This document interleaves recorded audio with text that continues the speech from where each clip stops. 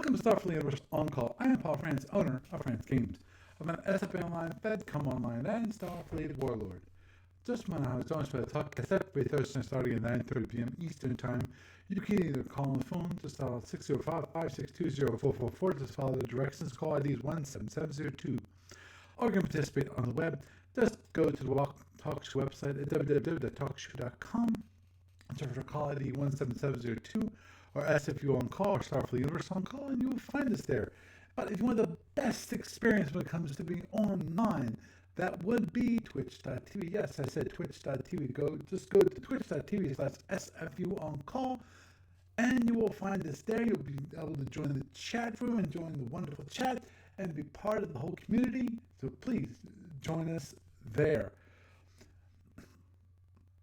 If you need to contact me for any reason, my email address is sfuoncall@gmail.com. It's sfuoncall@gmail.com. Also, if you want to follow me on the Twitters, well, it still exists, you can follow me on SFU On Call there. Also, if you want to, you can follow me, my personal account, which is Paul Franz, Paulfranz. There is no T.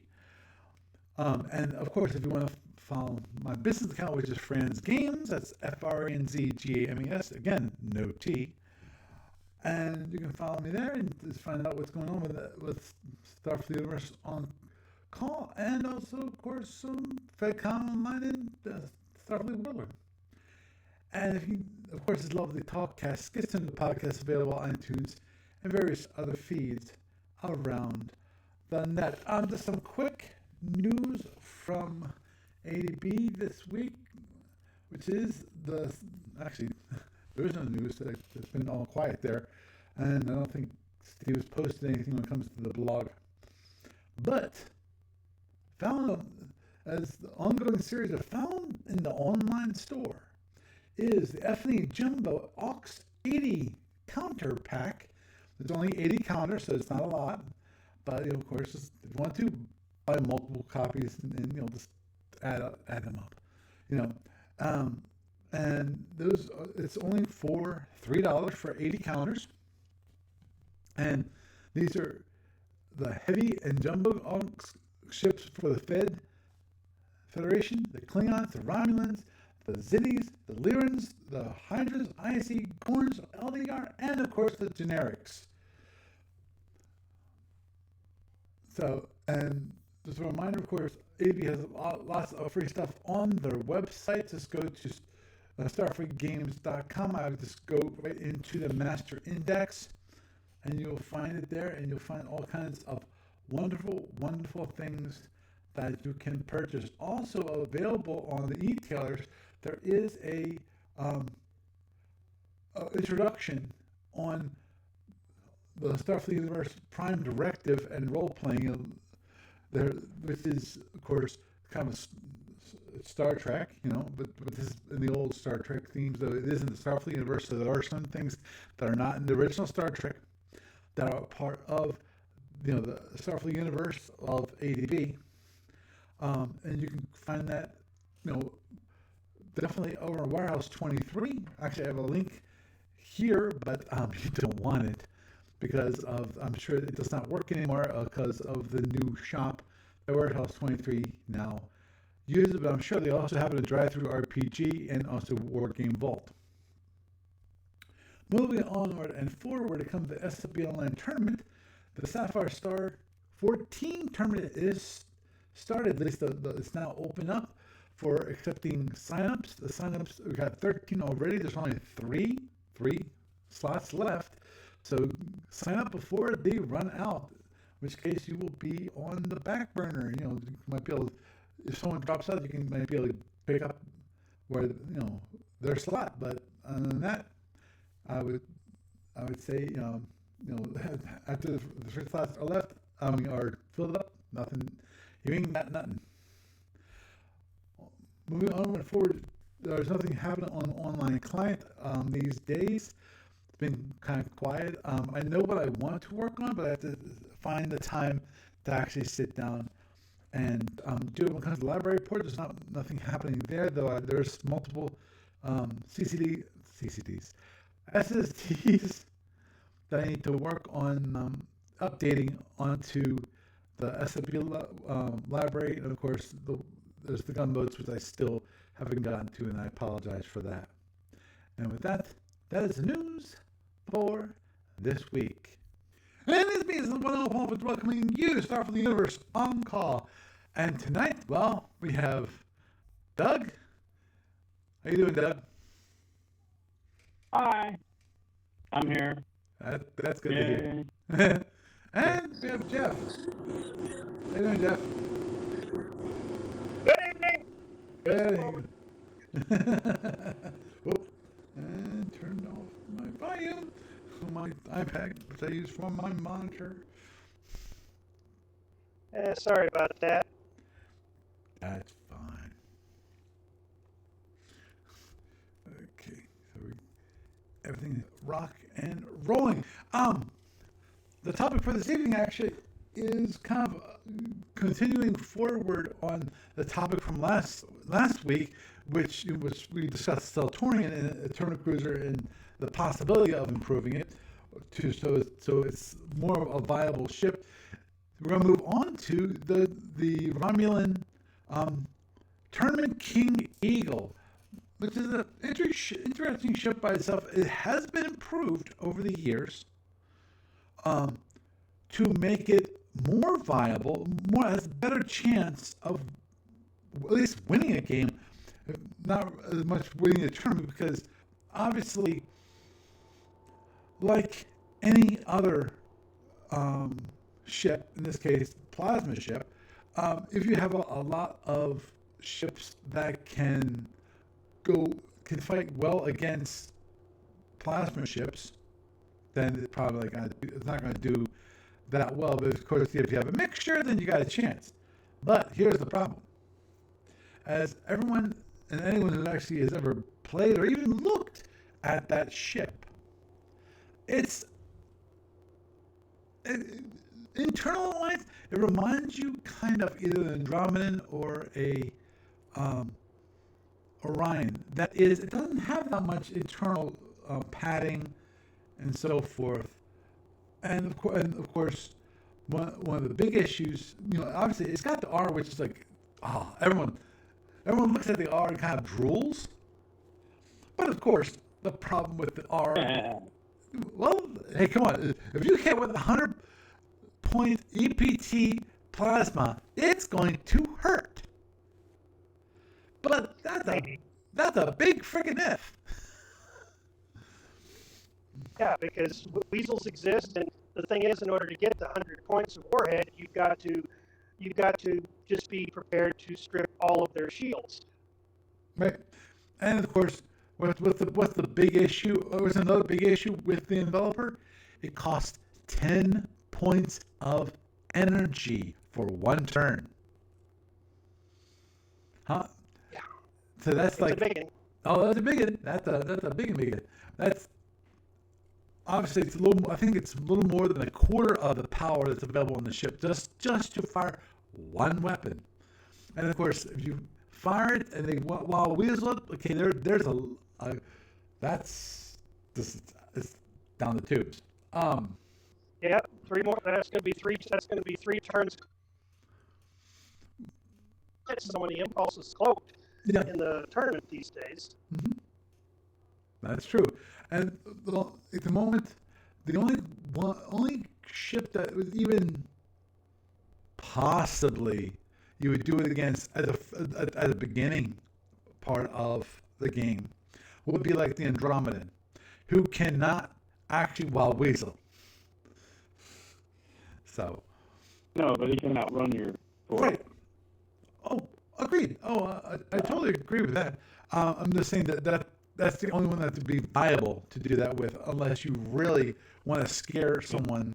And just like any other plasma, what's one of the things that you do with the plasma? The reason why you launch the plasma is not to hit the other opponent's ship, but as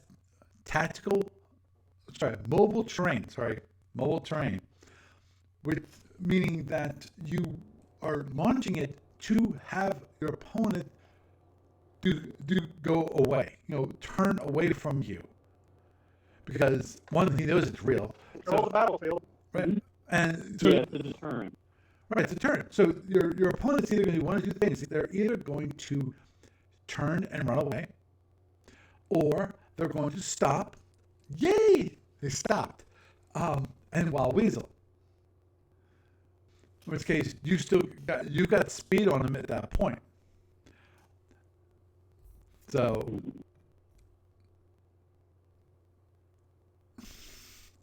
the that's what you use for plasma for. Now, of course, one of the big issues with the TKE, Terminated Eagle, is that it's only got 3 torps, 2 Fs and 1 R, compared to the other plasma torpedo ships, which have 2 S's and 2 Fs. I'm talking about the normal ones. I'm excluding the ISC from this equation at the moment. That's a special ship, because it has that PBD. But which of course that means that those ships, the ones with the 2 S's and 2 Fs, have greater flexibility. They have the ability. Those ships actually have the ability to have a relatively large torpedo, in this case, a 30-point torpedo, launching. It doesn't have to be every 3 turns; it can be almost every 2 turns. As you roll them from one to the other. There's going to be a time when you won't have either S's, yes, but you'll have next turn you'll have another S. So there's always going to be a deterrent, because a 30-point torpedo can knock down a shield. Versus, Let me ask a couple questions. Go ahead. The first question is, oh shit, I forgot. I'm sorry. Well, one of the issues that I have with, I remember the question now. Did they put in, or did they just talk about putting in a rule about how much you can cloak? My understanding is that according to the latest edition of Module T, you have a total of 128 impulses under cloak, after which point the cloaking device fails and cannot be repaired. Okay. I think there's another rule that says that if both tournament ships have a cloaking device, that the 2 ships together can't remain cloaked on the board at the same time for more than 32 impulses. I think. Oh wow. But this is from memory, so I'd have to go digging to make certain. Yeah, I would. But I'm pretty sure the 128 impulse limit is in the book. Okay. Well, the reason I was wondering about that is because one of the issues that I see with this is that the tournament itself is kind of built around the battle cruisers, or the heavy cruisers, I should say. And it's kind of an oddball ship that they had to change and beef up a bit and do extra special funky stuff with. Mm-hmm. So,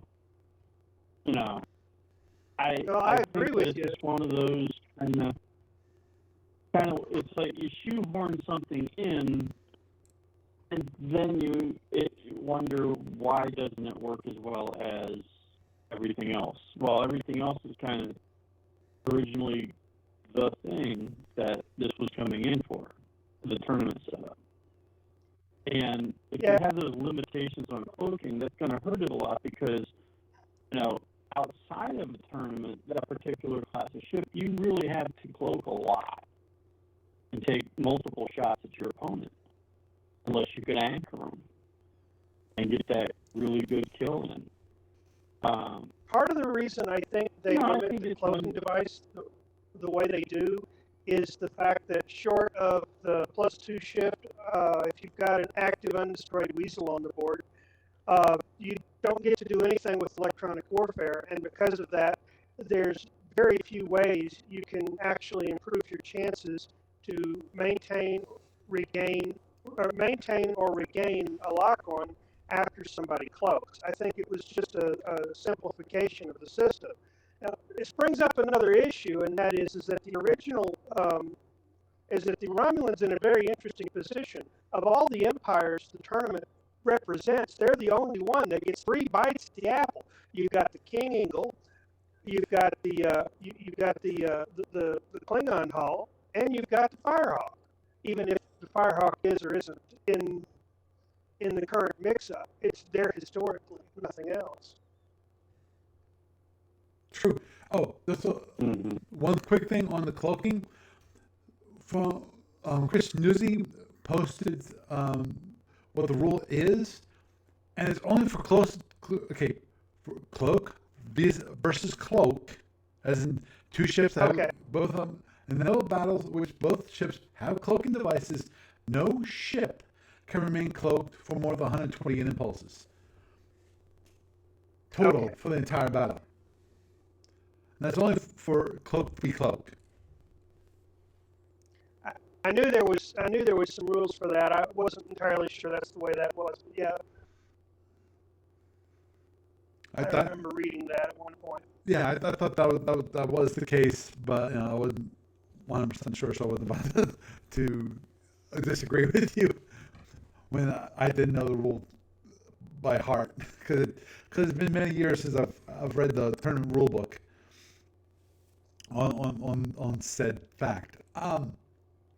Yeah, I agree that the King Eagle was kind of shoehorned into the tournament. The idea is to allow you that third option for the Romulans. And I understand the Romulans probably don't even need it.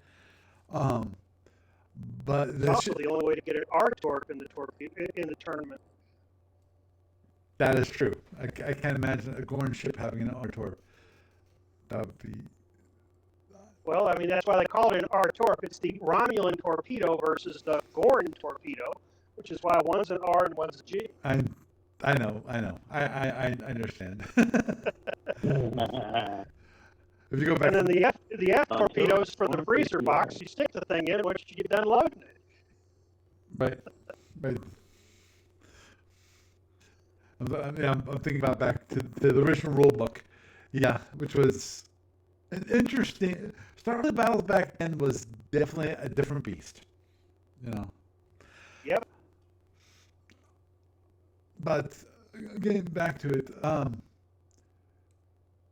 because the question in the case of the Terminator King Eagle, when it comes to the torp situation, I'm just going to focus on the torp situation for the moment, is whether the 3 torps can be made to work, or does it need a 4th torp? Does it need to be like every other plasma ship in the tournament? I'd hope that the answer is no. You can make the 3 torps work.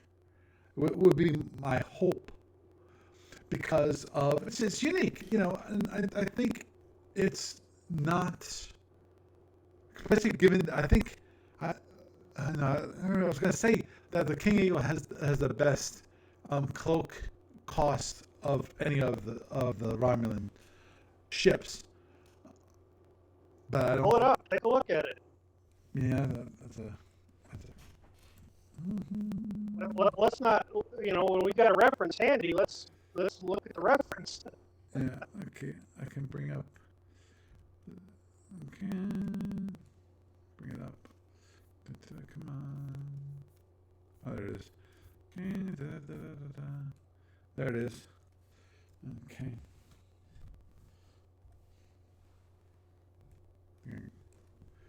Hopefully I got that right. Got it at least up on my screen. There we go. And the cloaking cost for it is 15. Yeah, I think in the Orion 20. The Firehawk is 18, and the KR is 20. Okay, maybe it's 22 on the Orion. I just Mean... know if there is the CR the Orion TCR has a cloak. It's the MR that doesn't. Or did I have that backwards? I think I have it backwards. The BR has a cloak. I think the CA doesn't have a cloak. Okay. And the Orion is the cloaking cost is 12 for the Battle Raider. Now, of course, that's assuming that you don't have your engine doubled, because I'm pretty sure the cloak cost doubles if you double your engine. If you double anything, the cloak cost doubles. Yeah. So it's got the best cloaking cost of any of the ships, which is good. And obviously, one of the wonderful things about the Tournament King Eagle is, of course, the 10 points of armor, which is more armor than the normal King Eagle has. The idea is to beef up, the structurally internals for it. The other interesting thing about it is, I think if you play it right, I think the hidden strength in that, I'd have to go digging, but isn't there a weird interaction with armor and an armor belt and continuous damage repair? That you can use one of your repairs to repair the armor belt, and you can keep repairing boxes as long as they're in the same group.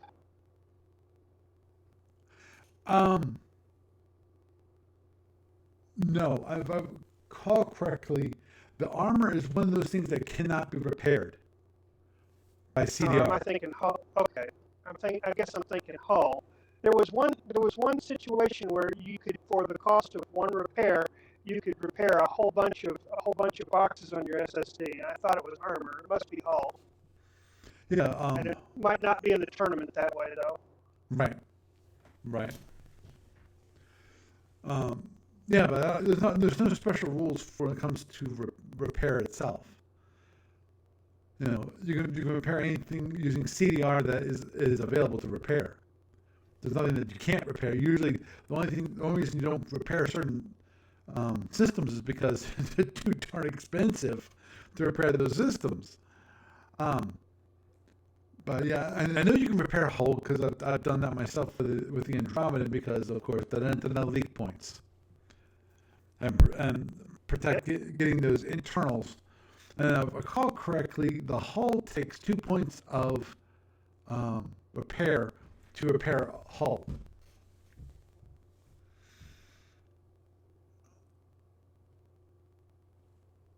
Yeah, I'm not where I can pull it up at the moment, but there's just a little tickle in the back of my mind that there was one trick system that it didn't count against as long as the boxes were all together. Right. I think you're thinking about the Andromedan and degradation. I'll have to go looking for that when I can stop and pull up the NBR, because then again, there have been a few adjustments to rules since I was first playing back in the early days of Captain's Edition. Oh, understood.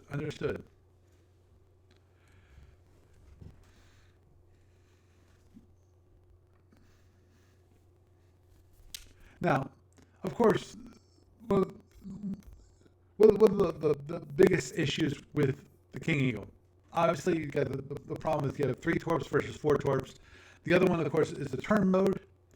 Another one, in my mind anyway, is internals. Though looking at it, doesn't look that as bad as I expected, because of course, you have the armor.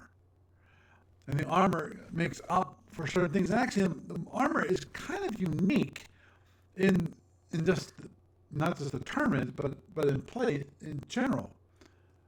And that is that after you, it's one of those systems that even though you got a shield down, it still won't do quote unquote internals. I.e., on like weapons hits and things like that. You still have to get through the armor before you actually can start rolling for damage.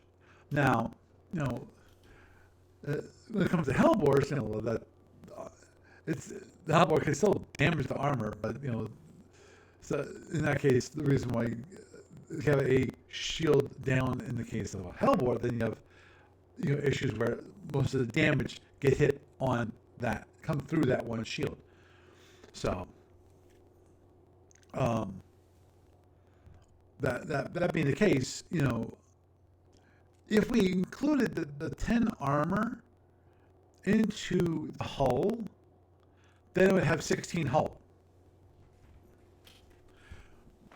which is not bad at all when it comes to hull. Because let me do one quick check here for, let's just count the hull for, let's say, the Firehawk. The Firehawk has 1, 2, 3, 4, 5, 6, 7, 8. That's 8 rear hull and 3 forward hull. So overall, the King Eagle actually has more hull than the tournament. Now, of course, I think it's possible that part of the issue might be just the weapons involved. That is, it has those 3 torps, the 2 Fs and 1 R, and then it has the 4 phaser 1s, and then it has the 6 phaser 3s. The 6 phaser 3s have kind of weird arcs, but it's understandable. You've got 4 of them, which are basically rear arc. The whole idea of that is just drone defense. You know. And then you have the 2, which is 1 right side, 1 left side, which is okay. When it comes to number of phasers, it's around this, if I recall correctly, that's around the same as the Zinni. But of course, the Zinni has a lot more phaser 3s than the King Eagle. What do they have? What, eight threes? Yeah. So that's just 2 more. So you've got a phaser cap of what, 7? 4 1s and 4 1s and 6 3s? Mm-hmm. Okay, so at that point, you've got a reasonably sized phaser capacitor with only 4 secondaries on the offensive side. You've got a lot of chasing your tailpipe drone defense, but short of bolting your torps or getting lucky with the R, it doesn't show the same threat as the Firehawk, who has 1 more phaser 1 if memory serves. Mm-hmm. Or the phaser secondaries available on the KR. Because I think the KR has even more phasers than the Firehawk, even if most of them are phaser 2s in the secondary hull. Mm-hmm. Well, actually, it shouldn't have phaser 2s. The phaser 2s for the KR gets converted to phaser 3s. Okay, so it's got what, the KR has what, 5 phaser 1s and a whole bunch of 3s? Mm-hmm. Okay. It has six phaser 3s and 5 phaser 1s. Okay, so if you want to look at it that way, between the Firehawk and the KR, you've got an extra heavy weapon box on the SSD, an extra offensive phaser. It just does seem like it's a little on the light side. Mm-hmm. And it's all about the fact that the King Eagle is one of those weird in-between designs. It's not a cruiser, It's not a destroyer. It's not even a light cruiser. It's something entirely different. Agreed. And yes, it has some. One of the things that is unique to it is the T-bomb, which replaces a nuclear space mine.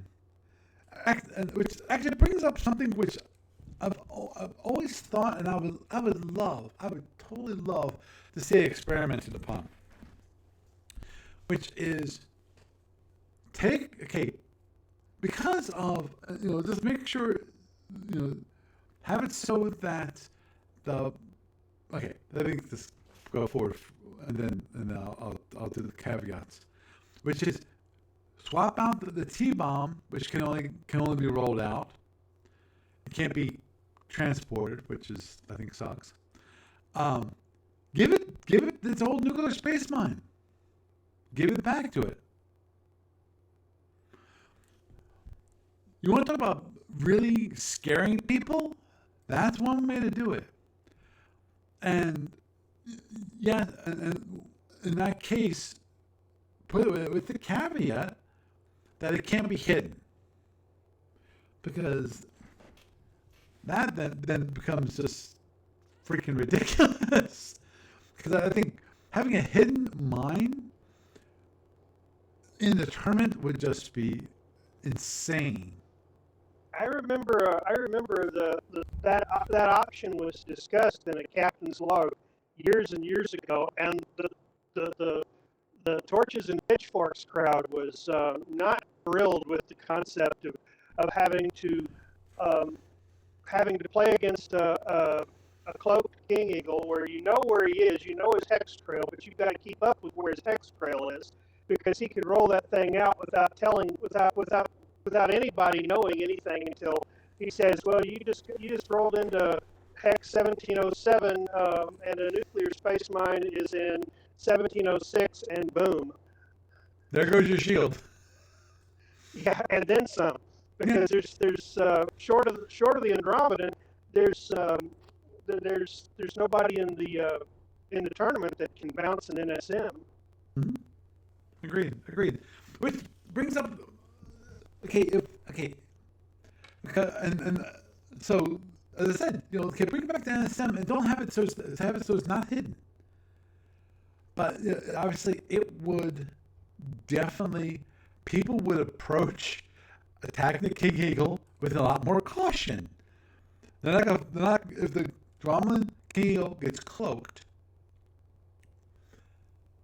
and you try to chase it, having that nuclear space mine that it can just roll out, and then after it's 2 hexes distant, it activates.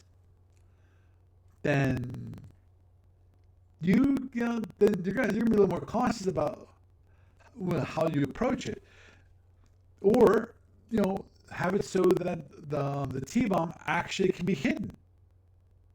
Because come on, it's a T-bomb. It's 10 points of damage. It's not going to drop your shield. Now, if you have a down shield to begin with, then you're going to be a little more cautious about following them then, which I think tactically makes a big difference. Because if people are more hesitant to attack King Eagle, well, in that situation, or chase the King Eagle whether it's cloaked or not cloaked, then you're going to give it a little more room. Now, obviously, there's the big issue, which is even if it has if you're allowed to do that, the one thing that I can easily see happening, which is it uses it, after it uses it, it's out there, and no longer has the King Eagle no longer has that deterrent. It's like the pseudoplasma torpedoes. Once gone, they're gone. Yep. It does remind me of another Romulan tactic that was all the fashion for a while. You first impulse of decloaking, first impulse after you turn the cloak off, you pop a weasel. Right.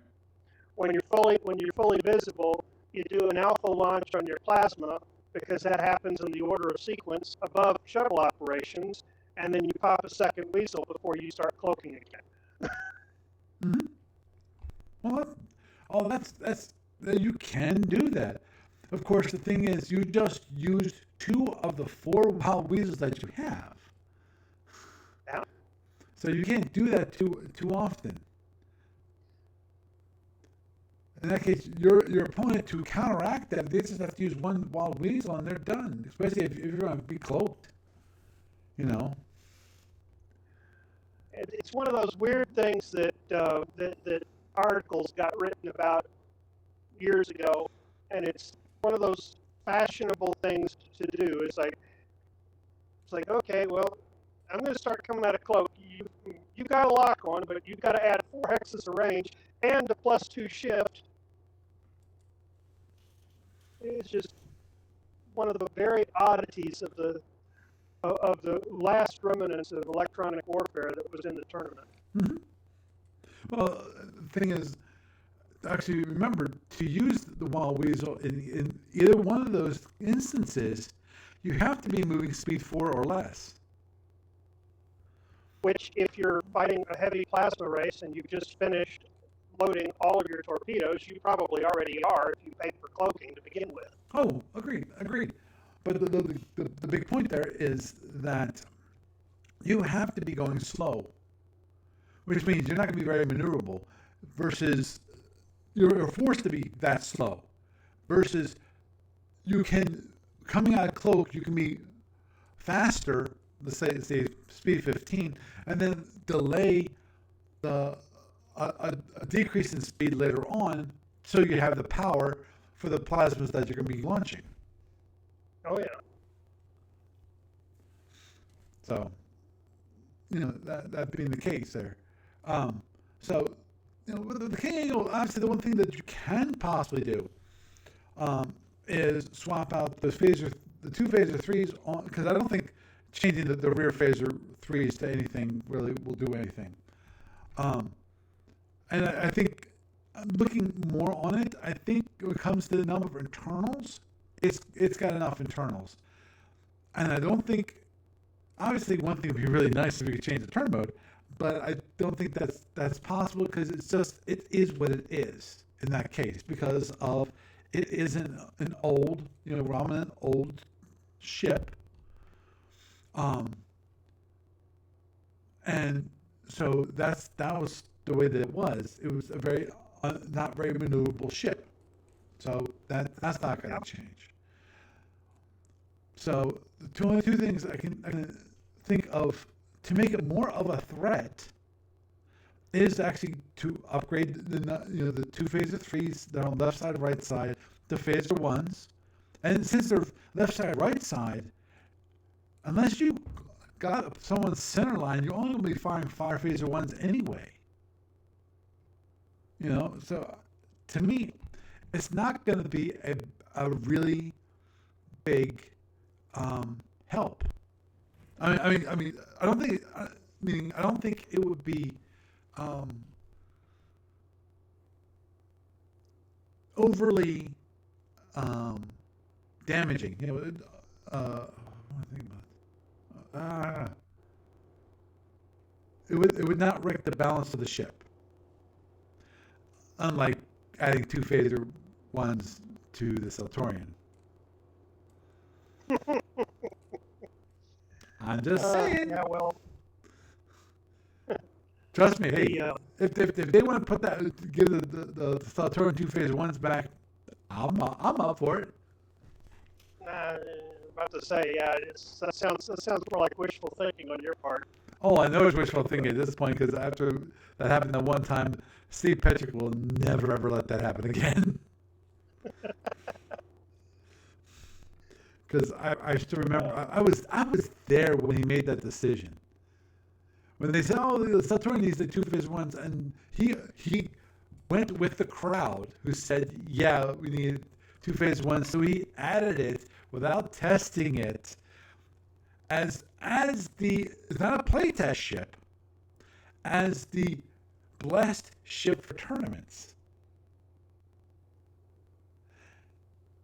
And I remember fighting against the 10 phaser Sartorian in the Andromedan back in the day when the Andromedan was a lot more powerful than it is today. And they got killed because of those phasers. You know? Yep. Because forget the particle cannons. Use the phasers and use it as a fast cruiser. Oh yeah.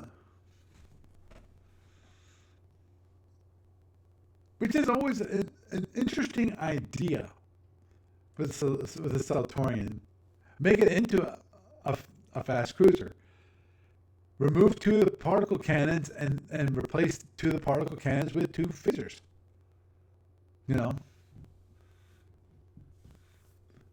It would be interesting to see how that would work out. Because the thing is, as I said, the original change was just to add 2 phaser ones, not swap out 2 particle cannons for 2 phaser ones, but just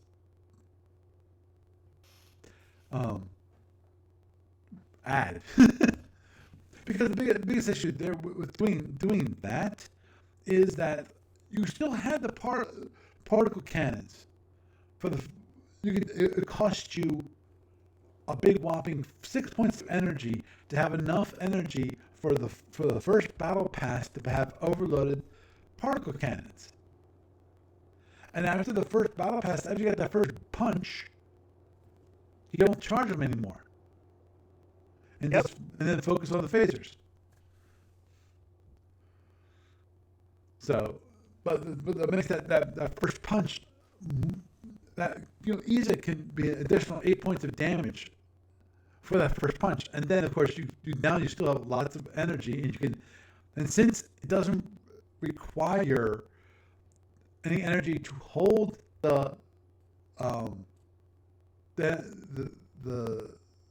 weapon, and more to the point, you no longer have to charge the weapon, in this case the particle cannons. You're much better off, which is another reason why they probably would never agree to having converting the Centaurian to a fast cruiser, where you only had 2 particle cannons. But I'll admit that would be interesting. I think that would be interesting to play test, to see how well that would actually work. I probably want to play it against Plasma. Because definitely I can see the additional phasers being an excellent thing against drones. Oh yeah. More phasers would always chew up the drones. Mm-hmm. Exactly. But anyway, yeah, and I think adding, either make the T-bomb hidden, I think would be a great idea. As I said, I don't think a hidden T-bomb, which is only 10 points of damage, would be, I think, unviable. To make the King Eagle too strong. I don't think so, because the biggest issue with mines as it stands, because of your laying it, you can't even transport it. You gotta drop it out the hatch. And that's the only way you can use the T-bomb, because it's a replacement for the NSM. And not only do you have to drop it out the hatch, you have to leave its effective zone before it arms. Exactly. Which is why I think having the T-bomb hidden would be a good thing. It definitely would, as I said, it would, at least until the T-bomb was actually used up, would definitely make the people who are fighting against the King Eagle more cautious about where they're going. So I think it'd be interesting. I think it'd definitely be, in my mind, it'd be definitely worth play testing to see how it all worked out with those 2 changes. That would be interesting.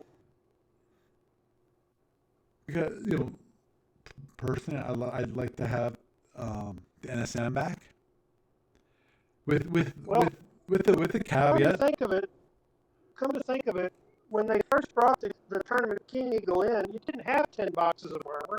It No, it only had didn't. 5. That's correct. And it had the NSM originally. I think the extra 5 boxes of armor was kind of to soften the blow of dropping the NSM to a T-bomb. No, I don't think that. No, I'm pretty sure that was not the case. I think they dropped the NSM to a T-bomb before they added the additional 5 armor. Okay. Now it's been a while. The question is, do I have module 2000 and the tournament module before that? Because what was it? It was in the 90s when they first published the module T. Yeah, the original module T, I think the first one is 95 or 94. And it was a staple in the center booklet rather than the perfect bound stuff that Mm-hmm. Captain's Log usually was, because it wasn't so many pages. Right. Yeah, that's before they added like tactics articles and and the different all different games and Yeah. different scenarios you could play, as part of it. Okay, Chris Newsy is stating that there is no NSM in the 93 KE SSD and only 5 armor. So it never had the NSM. Probably because it scared the crap out of people. But Well, the thing is that the King Eagle, about the only weapon it has is intimidation, because people see that 50-point warhead drop on the map or that 35-point NSM. I'm not talking the tournament. I'm talking standard Starfleet battles. mm-hmm. And the thing is that intimidation factor definitely changes how people approach the ship outside the tournament. Oh yeah. And I think they were trying to bring some of that flavor into the tournament without bringing in all of the other aspects of a long Romulan cloak hunt. Mm-hmm. It's the thing is, if you've got an adequately competent Romulan piloting going up and down for cloak, you've got a long sub-hunt scenario ahead of you. Yeah, but and that's why when we have the issue of non-engagement, and and we had that rule added because you get these people. I still remember this. That you get these people who would do really well, like the first battle pass. They'd be really far ahead. And then they drag their heels and delay to try to run the time out. Right, exactly. Try to run the clock out. Mm-hmm. Yeah. Yeah, they basically start castle and do a very very defensive game after that. It's like no,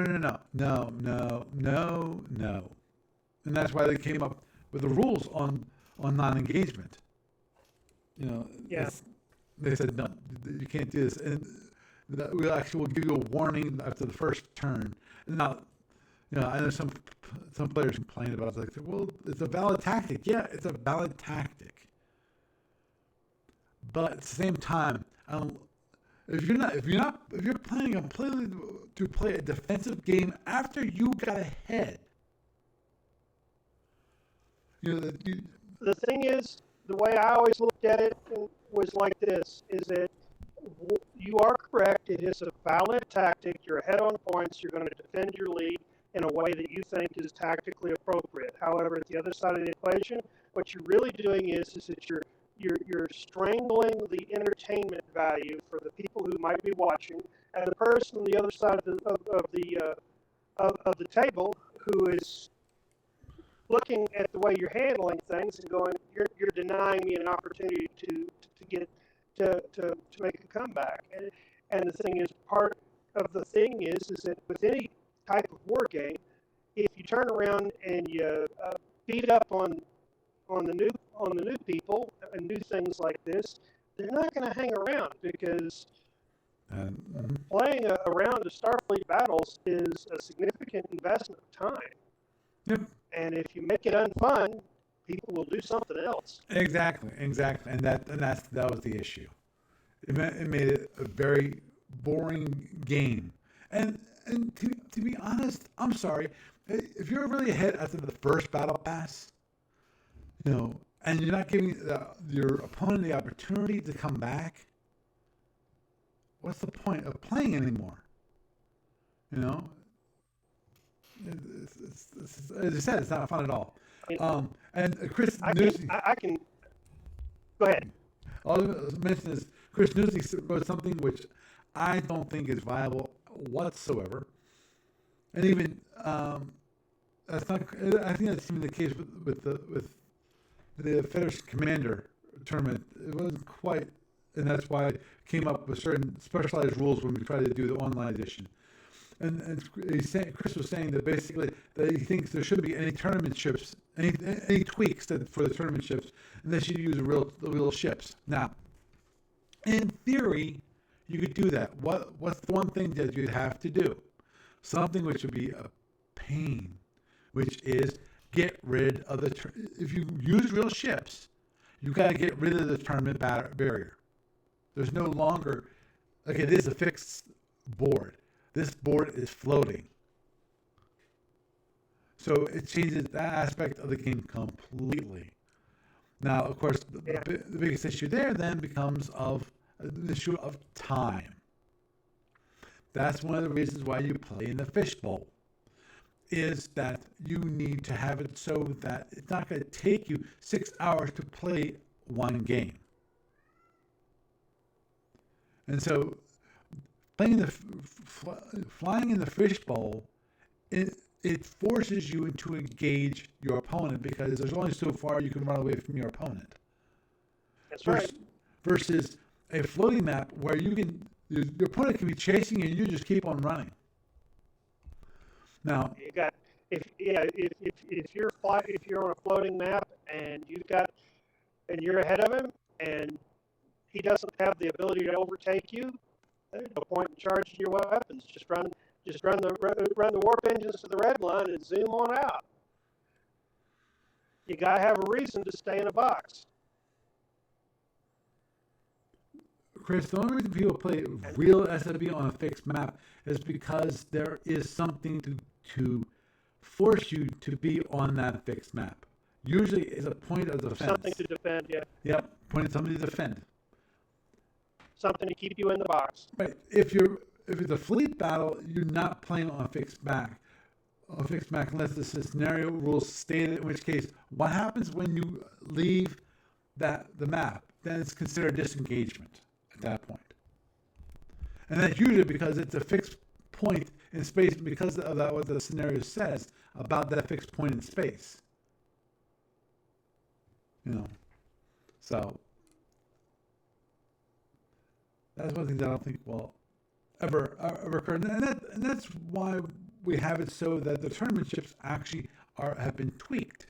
That's because of we're fighting the fishbowl, so there's certain changes, other changes in the rules that are used, or changes in the ships themselves, to make it so it's a viable ship in that environment.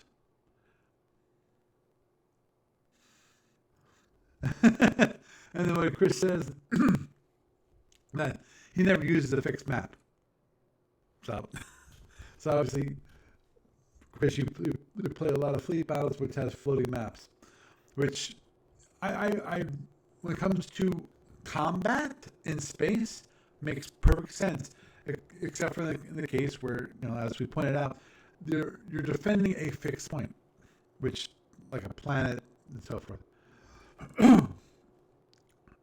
That's usually your fixed point is a planet or a base, something they cannot move.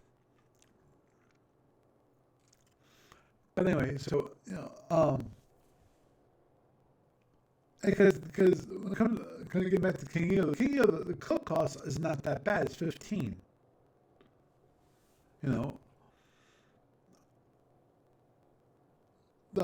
Obviously the difficulty part, which is there's just purely tactical, is the 3 plasma issue, which I don't think you can solve. That's going to be a tactical problem that needs to be solved, and it's a tactical problem that can't be solved by changing the ship. Well, in theory, you can change the ship and solve it. Just replace the R with 2 S's, and that solves the problem. But then it no longer is a King Eagle at that point. And even if you were to jump the F's up to G's, that changes the dynamic in other ways. There's not a whole lot you really can do with the King Eagle design before you change it away from what the King Eagle is to begin with. And it all comes back to the fact that the King Eagle was originally an odd in-betweener design that was built around, for lack of a better way of putting it, it was wrapping a ship around a weapon system. Right. And there's no other tournament option that has that flavor of that vessel's only reason for being is to get that weapon system, that one singular weapon system, to market. Yeah. True. And if you really think about it, when it comes to the design of the King Eagle, when it comes to the history of the Romulans, originally the King Eagle was the Warbird. That's where it started. The Warbird is the only thing that moved at warp speed was the weapon itself. The Warbird was a sublight ship with a massive weapon and the only reason, so it makes things more difficult to fight. This is especially poignant to consider when you turn around and you look at what the old sublight game rules used to show what combat might have been. If you go on the website and you go looking at player resources, the old sublight rules are posted for you to download and take a look at. Now this is pre-Commander's Edition, but the original sublight rules, if you take the Warbird and you plug it into that sublight system, it changes so much that ship becomes almost an unbeatable monster inside that fishbowl, inside that environment. But if you take that Warbird and you put it on a tactical map with a empire with warp technology, it's meat on the table. It's hard to compete. It all comes back to the fact that the Romulans didn't get tactical warp technology until very late in the game, so to speak. Mm-hmm. Agreed. In this case, before then, before it actually got tactical warp power, I mean, if their opponents had tactical warp, that means that their ships became a purely defensive ship, because of their weapons could match the speed of the enemy ships. It's just that you didn't have much maneuverability compared to their ships.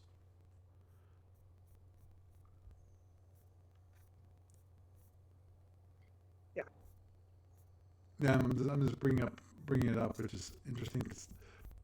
The interesting part about this is that they have SSTs, like a Federation sublight heavy cruiser, which is interesting. It's got 4 missiles, 2 batteries. It's got 8 labs, It's got 6 lasers. Remember, lasers, not phasers, lasers. Which is it's a hit or miss weapon, which is Sharks not included. Yep. Original design for SFU. And if you look at the old way of doing things, in the sublight game, missiles, the drones of the day are a lot scarier and a lot more survivable because lasers are almost never a surefire option. Right. That's very true. Yeah, because And even at range 1, you've got a 1 in 5 to hit. yeah, And how much? Okay. Atomic missiles have a speed of 12.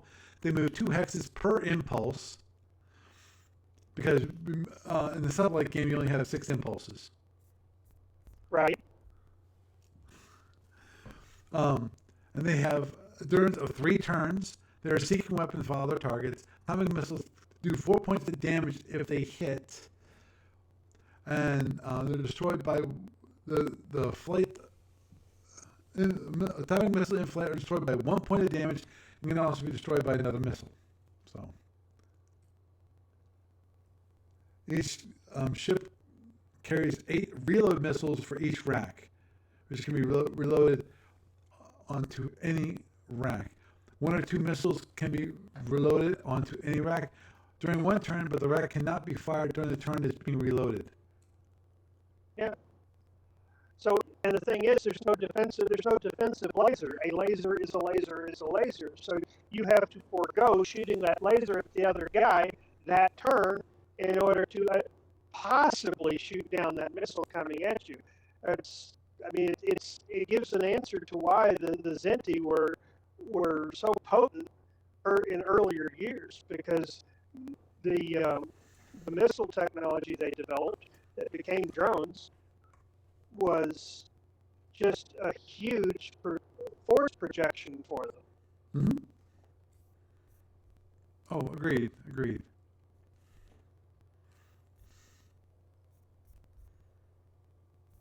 Wow, this is from the Commander's Rulebook, Volume 1, 1983. Yeah. Wow, holy cow, this is old. Let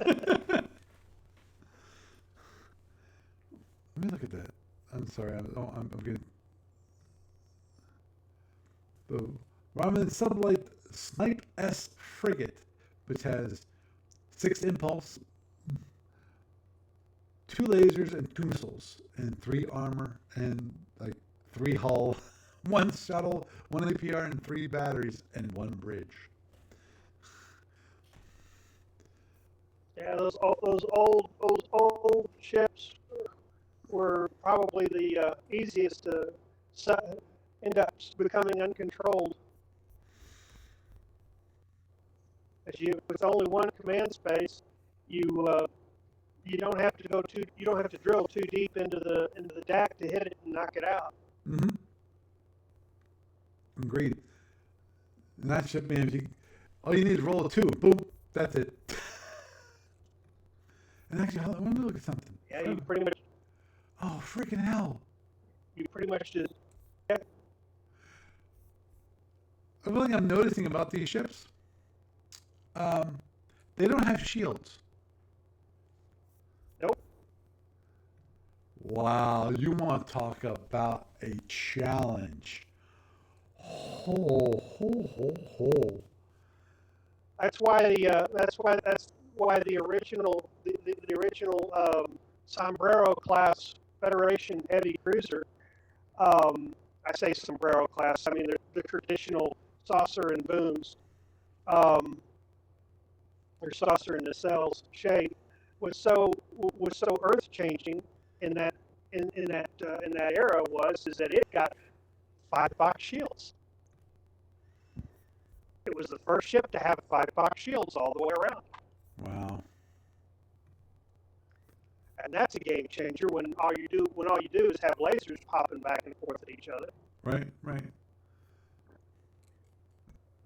Yep, you're right. I'm looking at the Sublight Heavy Cruiser. It has 5-box shields. Dang God, man.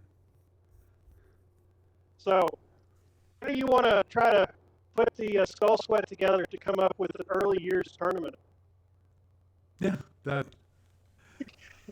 Can you imagine a YTCA, a Federation YTCA?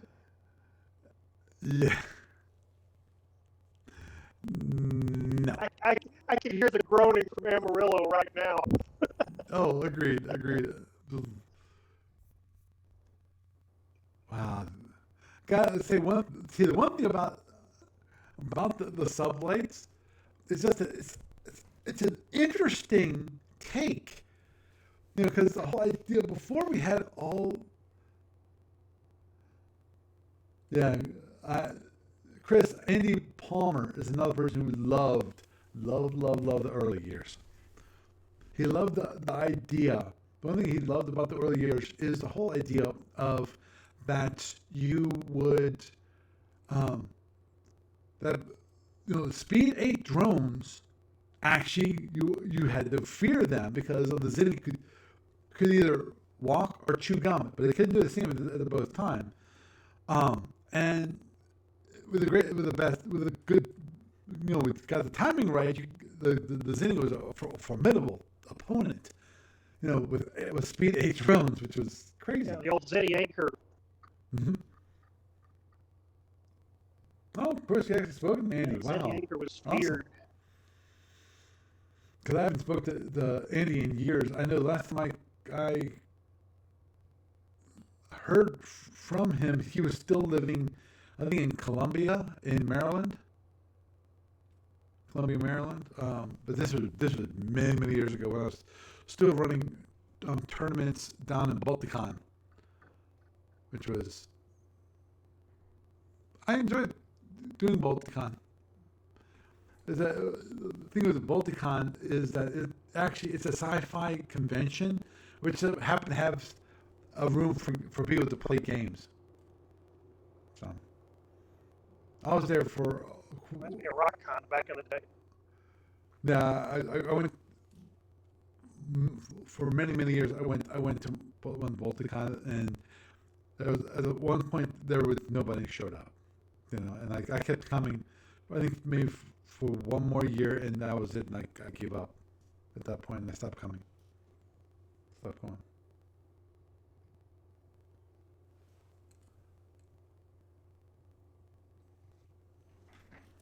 Wow, never thought about that. Chris was just mentioning that SFU history is interesting because of the drone tech lag behind the engine tech. So that's definitely an interesting thought. It's one of the odd dichotomies. You've got the Gorn and the Romulan that have speed 32 weapons when everybody else is seeking weapons were down at speed 8. Right. And then by the time you got to the point where you hit the start of the General War, most of the empires have battle speed 20 or 24 cruisers, and speed 20 drones are commonplace, but speed 32 are not. Right. Yeah, they didn't come until what was it? It became common in Y184. Yeah, I think that's about right.